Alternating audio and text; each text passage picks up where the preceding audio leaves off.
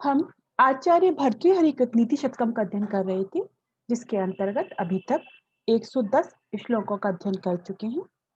जैसा कि हम पूर्व में भी देख चुके हैं, कतिपय प्रक्षिप्त श्लोक पाए जाते हैं। कतिपय कुछ लोग इनको पूर्व में समाहित कर लेते हैं, किसी ने इन्हें पीछे की तरफ दिया है, कुछ लोग परिशिष्ट के रूप में भी देते हैं। तो इस प्रकार से हमें नीति शतकम में 125 श्लोक प्राप्त हो रहे हैं। उसमें से हम लोग 110 श्लोकों का अध्ययन कर चुके हैं और तत्त प्रकरण के विशेष की दृष्टि से जो श्लोक आएगा उसमें जिस भाव की प्रधानता होगी तद अनुरूप हम उस पद्धति में उसको समाहित कर सकते हैं। जैसा कि अभी तक हम लोग सुजन पद्धति, दुर्जन पद्धति, मानशौर्य पद्धति, अर्थ पद्धति, दैव पद्धति, सत्संग, परोपकार पद्धति और ये जो है ना इतनी सारी पद्धतियों का अध्ययन कर चुके हैं। आप उस तदनुरूप उसका हम समाहार कर लेंगे। अब देखते हैं हम इस श्लोक में क्या है। अब 111वें श्लोक से हम आरंभ करते हैं।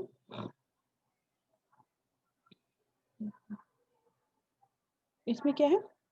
बोद्धारो मत्सरग्रस्तः प्रभवः स्मयदूषितः अवोधोः अपहताश्चान्ये जीर्णमंगे सुभाषितम्। ये कह रहे हैं यहाँ पे आचार्य भर्तृहरि कहते हैं कि वो इतने सुंदर सुभाषित कह रहे हैं, अच्छे अच्छे वचन कहना चाहते हैं, लेकिन ये संसार जो है ना उसमें जो अच्छे वचन सुनने वाले व्यक्ति हैं वे बहुत ही दुर्लभ हैं। जो हितकारी वचन को सुने, ऐसे सज्जन, ऐसे व्यक्ति बहुत ही दुर्लभ हैं।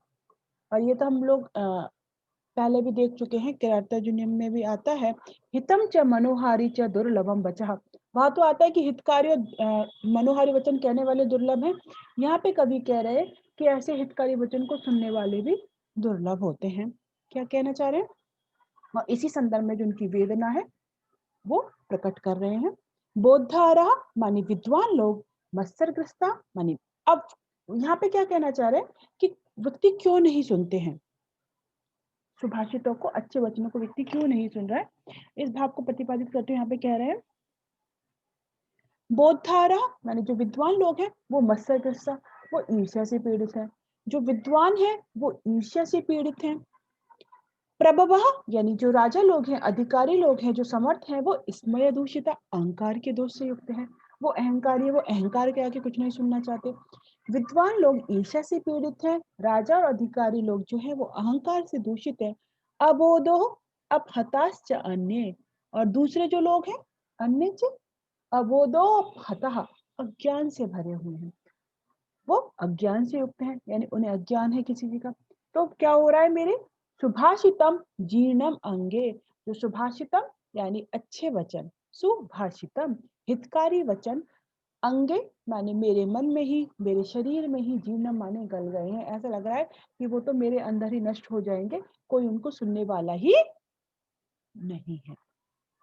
यहाँ पे ये भाव कहा गया कि किस बात से कवि इसकी भावना से उत्प्रेरित होकर लोगों को अच्छे वचन सुनने के लिए प्रेरित कर रहा है, लेकिन कहता है कि वचन सुनने वाले व्यक्ति बहुत ही दुर्लभ हैं। इसलिए वो अपनी मनोवेदना को प्रकट करते हुए कहते हैं कि अच्छे वचनों की जो श्रोता है उनको मिलना अत्यंत ही दुर्लभ है, क्योंकि विद्वान लोग ईर्ष्या से ग्रस्त हैं, अधिकारी लोग, राजा लोग अहंकार से दूषित हैं और सामान्य लोग अज्ञान से दूषित हैं। तो यानी कुछ ना कुछ दोष से दूषित है। कोई भी सुभाषित को सुनना नहीं चाहता, तो अच्छे वचन में सुनाऊं किसको?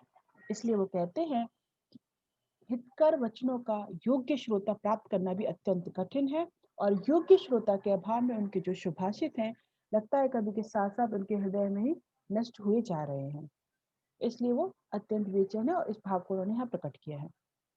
अनुष्टुप छंद है और कारण कार्य का वर्णन से काव्य लिंग अलंकार है। अगला श्लोक देखते जातः कूर्मः सा एक, जातः कूर्मः स एकः पृथु भुवन भराय, जातः कूर्मः स एकः पृथु भुवन भरायार्पितं येन पृष्ठं श्लाघ्यं जनं ध्रुवस्य भ्रमति नियमितं यत्र तेजस्वी चक्रं संजात व्यर्थ पक्षः परहितकर्णिनो परिष्टान्न चाधौ ब्रह्मांडो दुम्बरांत मसकवद अपरे जंतवो जात निष्ठः। क्या कह रहे हैं कि संसार में व्यक्ति जन्म लेता है, मृत्यु को प्राप्त होता है, किंतु जो सर्वश्रेष्ठ जीवन है, जीवन की सार्थकता उसी में है कि किसी का परोपकार करो, किसी के अच्छे काम में सहायता कर सकते हो, किसी के तुम लोग सहायता करो, किसी के मतलब किसी की प्रयोजन की सिद्धि में व्यक्ति समर्थ हो, किसी दूसरे के लिए हो, परोपकारी हो, तो ही उसके जीवन की सार्थकता है। स्वयं अपने लिए तो जीवन जीने में कोई मतलब ये नहीं है कि जीवन तो व्यक्ति जी रहा है, उत्पन्न भी हो रहे हैं, मर भी रहे हैं, क्योंकि जो जन्म लिया उसका तो मृत्यु निश्चित है। जातस्य ही ध्रुवम मृत्यु, मृत्यु ध्रुवम जन्म, जातस्य ही ध्रुवम मृत्यु, ध्रुवम जन्म मृतस्य च। तो क्या कहना चाह रहे हैं यहाँ पे कवि कि जीवन की सार्थकता दूसरों के लिए उपकार पूर्व कार्य करने में ही है। इसको अत्यंत ही सुंदर उदाहरण से, दृष्टांत से वो समझा रहे हैं। क्या पहले उन्होंने जो कच्छप अवतार है भगवान, उसकी बात कह रहे हैं। उसके बाद में ध्रुव, पहला आप सभी जानते हैं ध्रुव की कथा, उनकी बात को कह रहे हैं। उसके आधार पे ये समझा रहे हैं यहाँ पे। जाता कूर्मा स एकः पृथुभुवन भरायार्पितम येन पृष्ठम। एकः सह, एकेला, सह माने वह, कर्मः माने कौन, सॉरी नीचे कूर्मः, अकेला वह, कूर्मः माने कछुआ, क्या है, जाता माने उत्पन्न हुआ है। और जैसे हम थे ना, पहले भी एक श्लोक आया था नीति शतकर में, जो वही वास्तव में वही उत्पन्न हुआ है जिससे वंश समुन्नति को प्राप्त होता है। वो कहते हैं ना ये वंश समुन्नति, तो वो कहते हैं कि जाता, वहां पे भी आया कि जो उत्पन्न हुआ है कौन, ऐसा कछुआ, वह अकेला ही क्या है, अकेला वह कछुआ उत्पन्न हुआ है, येन पृष्ठम माने जिसकी पीठ पर, येन पृष्ठम माने जिसकी पीठ पर क्या है, पृथु भुवन भरा अर्पितम, पृथु भुवन भारा। अब पृथु भुवन यानी जो पृथ्वी है, जो विशाल पृथ्वी है, उसके भार को भराए, मान उसके भार को उठाने के लिए जिसने क्या किया है, अर्पितम, अपनी पीठ को अर्पित कर दिया, यानी संपूर्ण पृथ्वी का भार जिसकी पीठ पर है। अकेला वह कछुआ ही उत्पन्न हुआ है जिसके पीठ पर क्या है, उसने अपनी पीठ को संपूर्ण पृथ्वी के भार को उठाने के लिए भराय अर्पितम, अर्पित कर दी है, उठा रहा है जो संपूर्ण पृथ्वी का भार।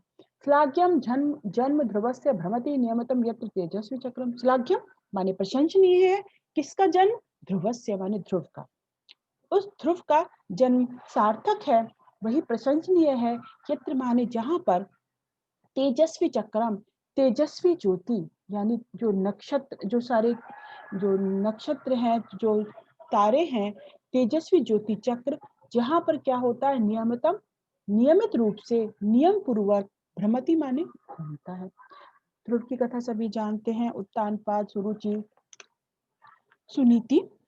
तो जब वो भगवान को प्राप्त करते हैं ध्रुव, तो ध्रुव तारे के रूप में है, ये सारी कथा सब जानते ही हैं।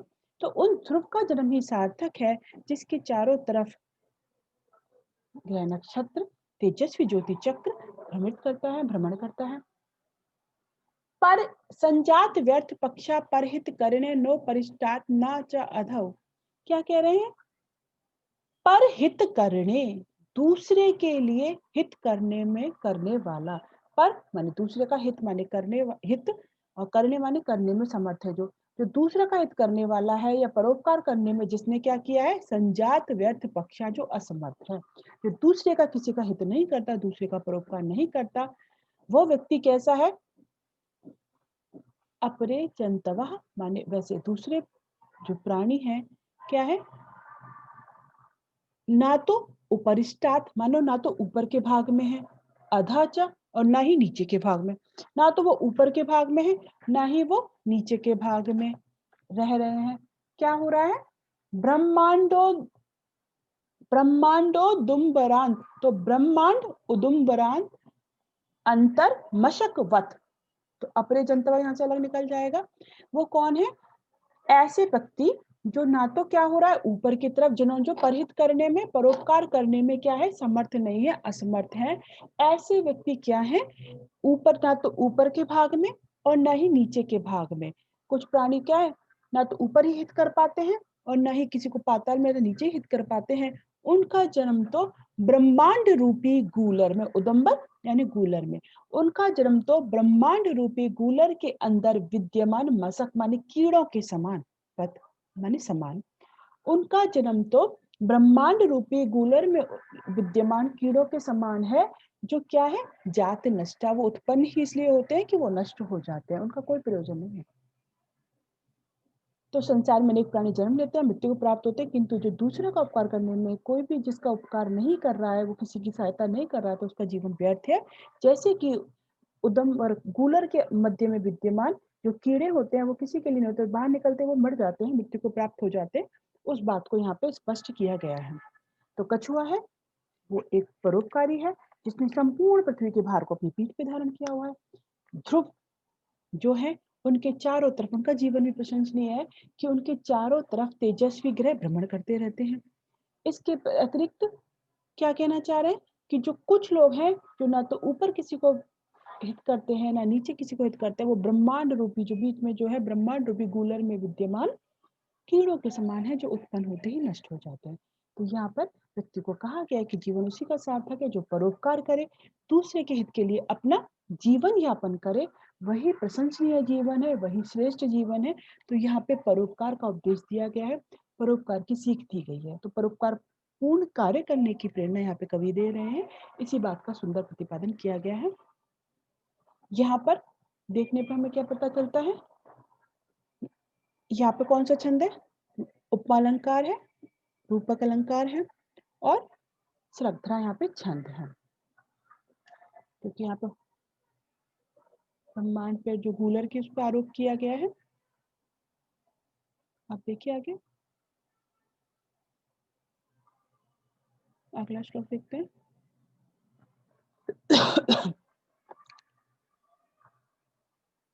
हमने 111 देखा था ना, 112 हम पढ़ चुके हैं, 113वां श्लोक देखते हैं।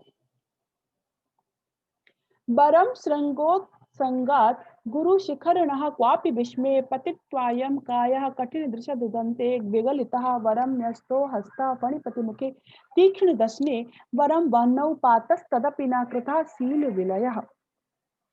ये कहना चाह रहे हैं कि चरित्र सबसे महत्वपूर्ण है।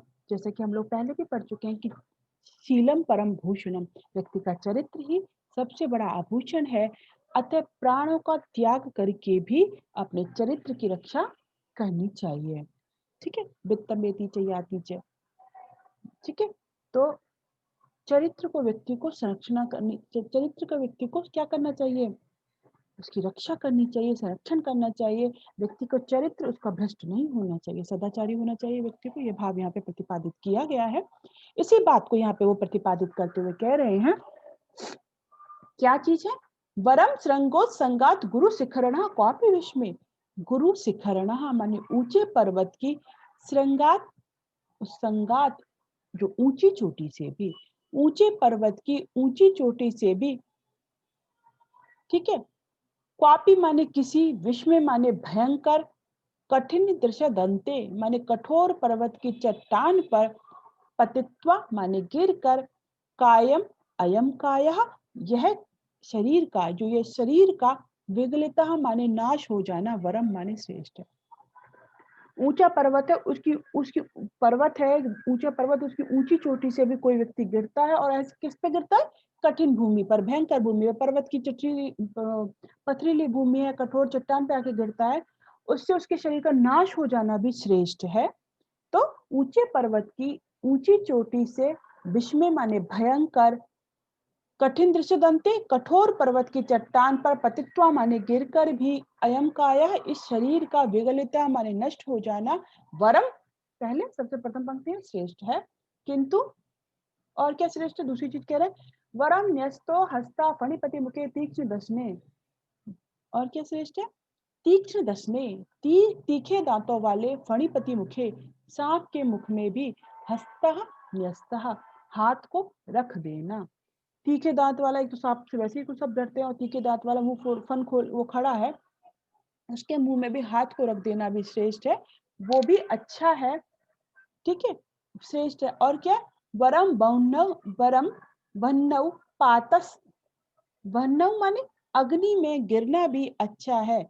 यानी कि कह रहे हैं ये सब चीजें भी श्रेष्ठ है। कोई व्यक्ति ऊंची चट्टान से पथरीली भूमि पर गिर जाए तो नष्ट हो जाए, या जो तीखे दांत वाले जो सांप है उसके मुंह में अपने हाथ रख दे, या अग्नि में गिर जाए वह सब श्रेष्ठ है, किंतु शील विलयः कृतः, शील भ्रष्ट होना, अपने आचार से अपने सदाचार से भ्रष्ट होना, उससे गिरना ना वरम अच्छा नहीं है। किंतु शील विलयः कृतः, शील भ्रष्ट होना, अपने आचार से अपने सदाचार से अपने अच्छे चरित्र को नष्ट नहीं करना चाहिए, वो कदापि श्रेष्ठ नहीं है, वो कभी भी अच्छा नहीं है। यहाँ पे जैसे हम देख रहे हैं सदाचार के वाले हमने कुछ श्लोक पहले भी देखे थे, उसी से बात है। शिखंडी चंद है। अगला श्लोक देखते हैं। यथा कंदुक पातेन उत्पत्त्यार्यः पतन्नपि तथा त्वनार्यः पतति मृत पिंड पतनम यथा। यहाँ पे कोई आर्य व्यक्ति और अनार्य व्यक्ति के पतन का अंतर बता रहे हैं। जो श्रेष्ठ व्यक्ति है और जो दुष्ट व्यक्ति है, सज्जन और दुर्जन। तो क्या होता है? आर्य यथा कंदुक पातेन उत्पतति आर्य, यहाँ पे जो संधि हो रही है उसको तोड़ के देखेंगे तो आर्य माने सज्जन। पतन्नपि माने गिरता हुआ भी, पतन अपि माने गिरता हुआ भी, कंदुक पातेन जैसे गेंद के नीचे गिरने की तरह, उत्पतति माने ऊपर उठ जाता है। जैसे गेंद होती है उसको नीचे गिराते, पहले भी हमने कुछ एक श्लोक देखा था जिसमें आया था कि गेंद होती है वो नीचे गिर के भी ऊपर की ओर उठती है, तो क्या होता है? स्वभाव भी होता है उसका। तो अब यहाँ पे देखो जो गेंद है उसको नीचे गिराते हैं तो अभी वो ऊपर की ओर उठती है। उसी प्रकार से जो सज्जन व्यक्ति होता है, यदि कदाचित उसका कभी पतन भी हो जाए किसी कारणवश, तो वह स्वयं अपने आप को संभाल लेता है, स्वयं वो प्रेरित रहता है, अपनी गलती को महसूस करते हुए वो पुनः ऊपर की ओर उठ जाता है, पुनः उन्नति प्राप्त कर लेता है, पुनः यश प्राप्त कर लेता है, पुनः सन्मार्ग का अनुसरण कर सकता है। ठीक है, तो वो ऐसा व्यक्ति होता है, वो गेंद के समान उसकी तुलना की है। और तथा अंतु अनार्य, यहाँ पे ये तो अनार्य संधि तोड़ेंगे तो अनार्य, किंतु जो अनार्य व्यक्ति है, जो दुष्ट व्यक्ति है, जो नीच व्यक्ति है, वो कैसा होता है? मृत पिंड पतनम, मिट्टी के ढेले की तरह गिरने वाला। यथा पतति, जैसे वो गिरता है उसके समान वो नीचे ही गिर जाता है। जैसे मिट्टी का ढेला और गेंद हो, गेंद को नीचे मारोगे तो ऊपर उछलेगी, मिट्टी के ढेले को ऊपर गिराओगे तो क्या वो ऊपर उठेगा? नहीं, वो तो नीचे गिर जाएगा, तो वो नष्ट हो जाता है, वो पुनः नहीं उठ पाता। उसी प्रकार से नीच व्यक्ति का जो पतन है वह मिट्टी के ढेले के समान है। यदि वो नीचे गिर जाता है तो फिर आसानी से ऊपर उठने का, उन्नति प्राप्त करने का प्रयास कदापि नहीं करता, हताश हो जाता है, निराश हो जाता है, धैर्य खो देता है और उन्नति करने में सफल नहीं होता। तो इन दोनों के माध्यम से बहुत ही सुंदर तरीके से दोनों की समझाया है कि एक सज्जन व्यक्ति, एक उच्च व्यक्ति और एक नीच व्यक्ति किस प्रकार से व्यवहार करते हैं, आचरण करते हैं। ठीक है, यदि कभी अवनति हो जाएगा सज्जन की तो धैर्यपूर्वक सामना करेगा, पुनः प्रयास करेगा और पुनः ऊपर उठ जाएगा गेंद के समान। और जो नीच व्यक्ति है, एक बार यदि उसका पतन होता है तो मिट्टी के ढेले के समान उसका पूर्ण का पतन ही हो जाता है। वह पुनः उसका उठ पाना, उन्नति कर पाना बहुत ही मुश्किल कार्य हो जाता है, वो नहीं कर पाता। अनुष्टुप छंद उपमालंकार है, एक और देख लेते हैं आज। को न याति वशम लोके मुखे पिंडेन पूरिता मृदंगो मुखलेपेन करोति मधुर ध्वनि। यहाँ पे क्या कहना चाह रहे हैं कि यहाँ पे ये कह रहे हैं कि किसी भी व्यक्ति को कुछ खिलाओगे पिलाओगे या किसी व्यक्ति को कुछ में मुंह, मतलब जो भी कहा जाए तो यदि जो भी व्यक्ति तुम्हारे से कुछ भी उपकार को ग्रहण किया हुआ है, ठीक है, खिलाने पिलाने के माध्यम से उसकी कुछ हेल्प कर रहे हो, कुछ आपने उसके लिए बहुत ज्यादा कुछ सहायता की है, इस रूप में किसी भी प्रकार का है, तो वो क्या होता है? यदि आपने ऐसा कुछ किया है तो वह आपके बस में हो जाता है। तो को न याति वशम लोके, इस संसार में ऐसा कौन व्यक्ति है जो व्यक्ति के बस में नहीं होता है? मुखे पिंडेन पूरिता, मुख में पिंडेन माने मिष्ठान से, पूरिता माने पूरित होने पर, मुख को यदि उसको मिठाई से भर दो तो ऐसा कौन सा व्यक्ति है जो क्या नहीं होता है? वश में नहीं होता है। मृदंग माने जो वाद्य यंत्र है, मुख लेपेन, मुख पर आटे का लेप लगाने से यदि उस पर लेप लगा दिया जाता है तो वह मधुर आवाज करता है। जैसे कि वाद्य यंत्र से यहाँ पे समझाया जा रहा है, संगीत शास्त्र का ज्ञान भी पता चलता है हमको उनका। जैसे वाद्य यंत्र पर मृदंग, वाद्य यंत्र जो मृदंग है उस पर यदि लेप लगाया जाएगा तो वह मधुर आवाज करता है। उसी प्रकार से जो दूसरे व्यक्ति हैं उनको तुम कुछ दोगे, कुछ यदि किसी से कोई कार्य निकालना है, किसी को कुछ तुम्हें चाहिए तो आप उसके लिए कुछ उसे दो, चाहे वो किसी भी रूप में हो सकता है, उत्कोच के रूप में, किसी भी रूप में है, आप उसे कुछ खिला रहे हो पिला रहे हो। और ये कहते हैं कि जो जैसा खाता है, जैसा खावे अन्न वैसा हुए मन, जो जिसका खाता है फिर उसके लिए वो कृतज्ञ हो जाता है और वो उसके लिए सहायता कर सकता है, उसके लिए वश में हो जाता है। बहुत से लोग देखे होंगे सामान्य रूप से ऐसा करते हैं, किसी को भी बस में करना है अपने, तो इस प्रकार की वो करते हैं आचरण। तो ये कहना चाह रहे हैं कि संसार, ये तो और कलयुग है, इस संसार में कौन सा व्यक्ति ऐसा है जो कुछ दे तो उसको बस में नहीं किया जा सकता। जिस प्रकार से मृदंग होता है, वाद्य यंत्र मृदंग है, उस पर लेप लगाया जाता है, तबला है, मृदंग है, उन पर जैसे ही लेप लगाया जाता है तो मधुर ध्वनि करते हैं। उसी प्रकार से संसार में किसी को भी कुछ दे करके अपने बस में आसानी से अपने बस में किया जा सकता है। भाव यहाँ पे द्योतित होता है। इस प्रकार आज हमने यहाँ पे पढ़े, इसमें अनुष्टुप छंद है, दृष्टांत अलंकार है। अब आगे के श्लोकों का अध्ययन हम अगली क्लास में करेंगे। आज हम यहीं समाप्त करते हैं।